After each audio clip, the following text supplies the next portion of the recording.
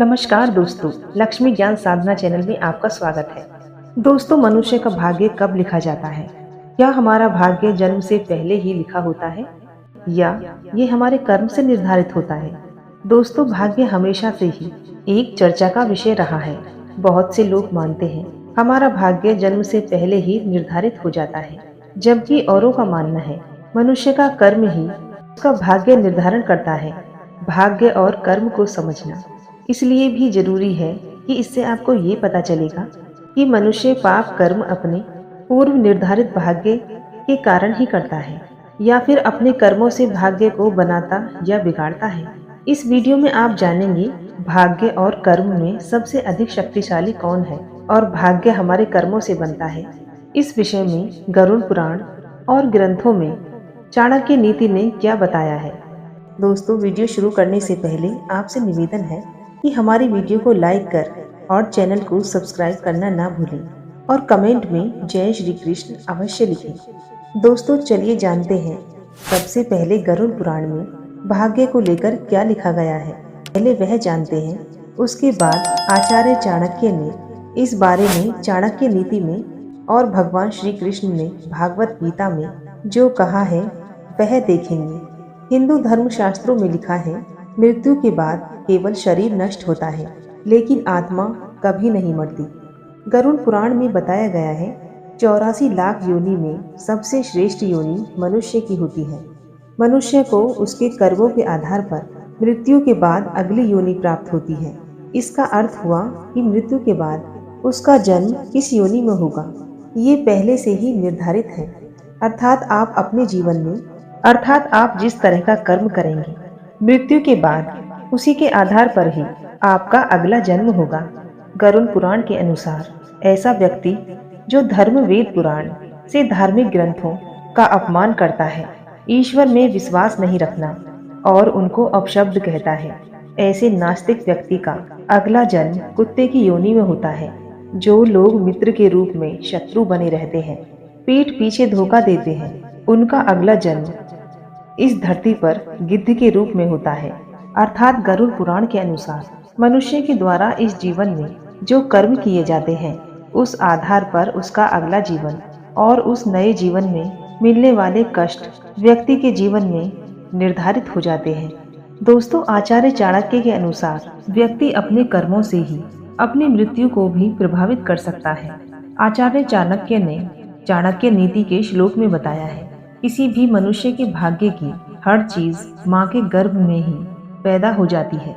अर्थात इस धरती पर रहने वाले हर देहधारी प्राणी के कर्म धर्म मृत्यु का समय उसी समय लिख दी जाती है जब वह अपनी माँ के गर्भ में होता है। आचार्य चाणक्य के अनुसार छोटे से शिशु की आयु भी माँ के गर्भ में ही तय हो जाती है। बच्चा अल्पायु होगा या दीर्घ आयु, संसार में आ पाएगा या नहीं, ये सब माँ के गर्भ में ही तय हो जाता है। आचार्य चाणक्य के अनुसार व्यक्ति के अपने कर्मों के अनुसार दुख भोगना पड़ता है। ये कर्म सिर्फ वर्तमान के नहीं, पिछले जन्म के भी होते हैं। लाखों प्रयास के बाद भी अच्छे और बुरे कर्मों का फैसला आपके कर्मों के आधार पर ही होता है। इस श्लोक के अनुसार माँ के पेट में ही ये तय हो जाता है कि बच्चों के भाग्य में धन लाभ है या नहीं, ये कहाँ तक पढ़ेगा, विद्या ग्रहण कर ली तो जीवन में उसका सदुपयोग कहाँ तक कर पाएगा।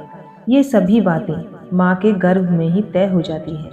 दोस्तों, आचार्य चाणक्य के अनुसार मनुष्य के जीवन में लगभग एक बार मृत्यु का योग बनता है, जिसमें एक बार काल मृत्यु और बाकी अकाल मृत्यु होती है। अकाल मृत्यु को कर्म और भोग से बदला जा सकता है, लेकिन काल मृत्यु को बदला नहीं जा सकता। दोस्तों, अब जानते हैं कि भगवान कृष्ण ने इस विषय में क्या कहा है।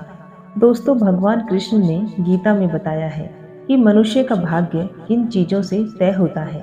गीता के अनुसार मनुष्य अपने भाग्य का निर्माण खुद करता है। आज जीवन के हर एक कदम पर हमारी सोच, हमारा व्यवहार, हमारे कर्म ही हमारा भाग्य निर्धारण करते हैं। हिंदू धर्म के अनुसार भगवान श्री कृष्ण की एक कथा बताई गई है, जिसमें कंस के लिए एक भविष्यवाणी होती है कि उसके भाग्य में देवकी की 8वीं संतान से वध होना लिखा है। ये भविष्यवाणी सच न हो, इसलिए कंस ने वो सब कुछ किया जो वो कर सकता था।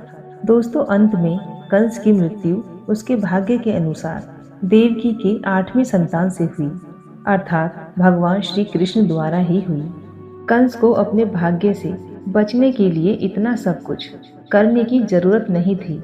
उसे सिर्फ अपना कर्म सुधारने की जरूरत थी जो उसके अधिकार में था। अगर वो अधर्म छोड़कर वो धर्म के मार्ग पर आगे बढ़ गया होता तो भगवान उसे क्षमा दान दे देते, लेकिन वो अधर्म के मार्ग पर ही चलता रहा और उन्हीं पाप कर्मों के कारण खुद ही मृत्यु को प्राप्त हुआ। दोस्तों, धर्म शास्त्रों के अनुसार केवल कंस ही नहीं, संसार में जन्म लेने वाले हर प्राणी का भाग्य जन्म लेने से पहले ही निर्धारित हो जाता है। कोई व्यक्ति कब जन्म लेगा, क्या करेगा और अपना पूरा जीवन कैसे व्यतीत करेगा, ये सब उसके जन्म से पहले ही निर्धारित हो जाता है। उसके अनुरूप ही उसका अगला जन्म होता है। लेकिन इसका अर्थ ये नहीं है कि हम सब कुछ अपने भाग्य पर ही छोड़ दें, क्योंकि भाग्य भी कर्म से बदला जा सकता है। हिंदू धर्म में भाग्य को प्रबंध कहते हैं। हमारा वर्तमान पिछले जन्म में व्यतीत किए गए सकारात्मक या नकारात्मक कर्मों का फल। हिंदू पुराण कहते हैं हमारा भाग्य हमारे पिछले कर्मों से बनता है, परंतु यही भाग्य वर्तमान कर्मों से भी प्रभावित होता है। इसलिए हमें अपने कर्मों को सुधारने का प्रयास करना चाहिए और हमें अपने भाग्य को भी स्वीकार करना चाहिए। जो अपने कर्म पर अपने भाग्य से ज्यादा विश्वास करता है, ईश्वर उनके कर्म को ही उनकी नीति में बदल देते हैं। दोस्तों, कर्म को मानने वाले लोग कहते हैं कि भाग्य कुछ नहीं होता और भाग्यवादी लोग कहते हैं किस्मत में जो कुछ लिखा होगा वही होकर रहेगा। पर क्या आपने कभी सोचा है कर्म और भाग्य में श्रेष्ठ कौन है?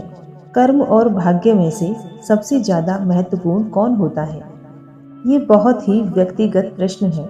दोस्तों, भाग्य और कर्म को अच्छे से समझने के लिए पुराणों में एक कहानी का उल्लेख मिलता है। एक बार देवर्षि नारद बैकुंठ धाम गए। वहां उन्होंने भगवान विष्णु का नमन किया। नारद जी ने श्री हरि से कहा, हे प्रभु, पृथ्वी पर आपका प्रभाव कम हो रहा है। धर्म पर चलने वालों को कोई अच्छा फल नहीं मिल रहा। जो पाप कर रहे हैं उनका भला हो रहा है। तब श्री हरि ने कहा, ऐसा नहीं है। जो भी हो रहा है सब नीति के अनुसार हो रहा है। नारद जी बोले, मैं तो देख कर आ रहा हूँ प्रभु।